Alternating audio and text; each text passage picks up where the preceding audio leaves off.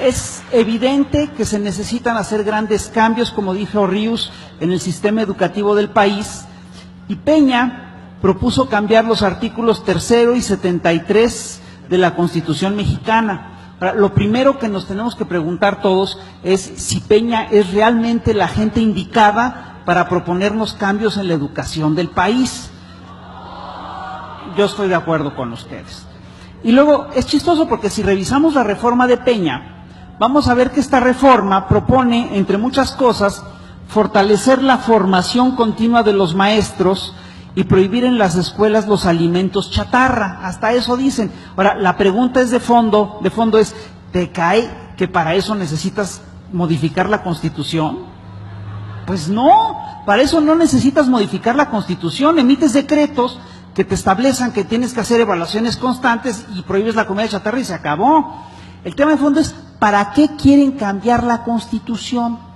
Y los cambios de fondo de la reforma son aquellos por los que se cambia la Constitución, como bien lo dijo Ríos, no tienen absolutamente nada que ver con cuestiones educativas.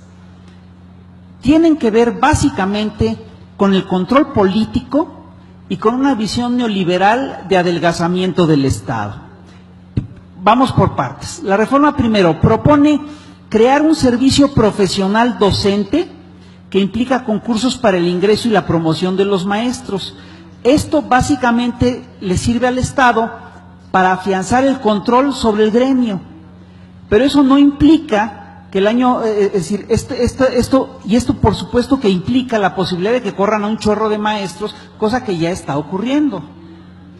La reforma propone una evaluación obligatoria y periódica a todos los profes para el ingreso, la promoción y la permanencia en su puesto.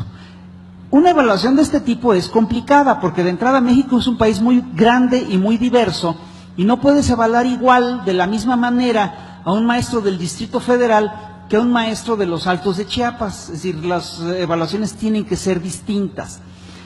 Simplemente se convierte el examen tiene sentido porque se convierte en una forma de controlar a un gremio que es muy difícil. Y la pregunta que nosotros nos hacemos todos es si Peña sería capaz de pasar el examen.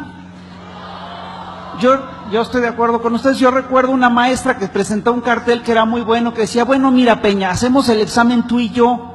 Si yo no lo paso, me voy, pero si tú no lo pasas, también te vas. Peña no aceptó el reto.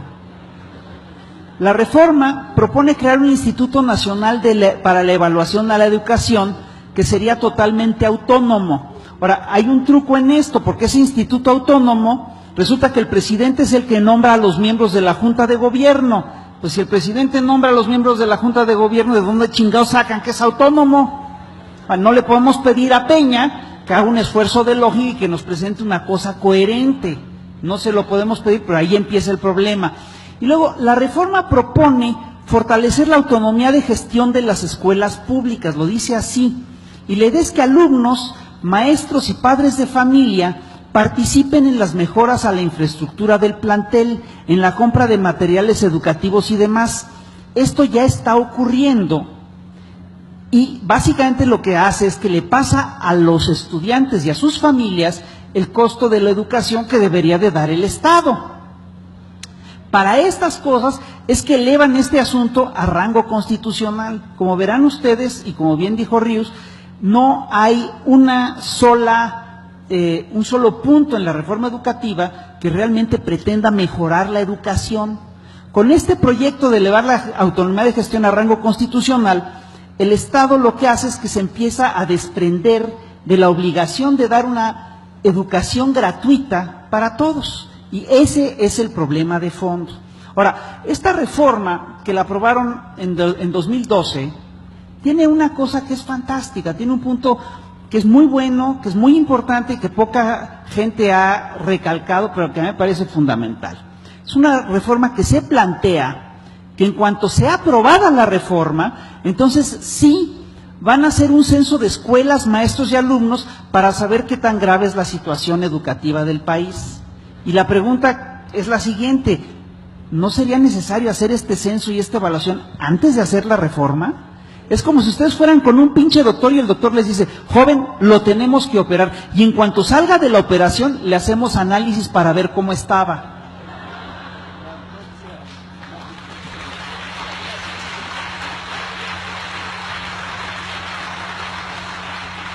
Ahora, la pregunta de fondo es, ¿qué pinche doctor te hace una operación sin antes tener el diagnóstico? Pues los doctores neoliberales. Esos son los que la hacen. Entonces, México es efectivamente un país grande y con grandes deficiencias y diferencias educativas. Pero a ver, la pregunta es esta. ¿Ustedes creen que Peña entiende la dimensión del problema? Si apenas está empezando a aprender las capitales. ¿Cómo chingados queremos que entienda la dimensión profunda de la reforma del problema educativo del país? Es absurdo. Ahí estamos mal nosotros, no él. Y luego, yo estoy convencido de que al encarcelar a Gordillo, el gobierno lo que hizo básicamente es poner de lado un poder fáctico, pero también puso de lado a uno de los pocos actores que realmente controlaban al gremio.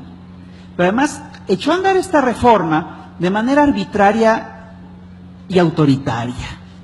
Dicen que no fue arbitraria y autoritaria porque la votaron el PAN, el PRI y el PRD, pero no me chingues.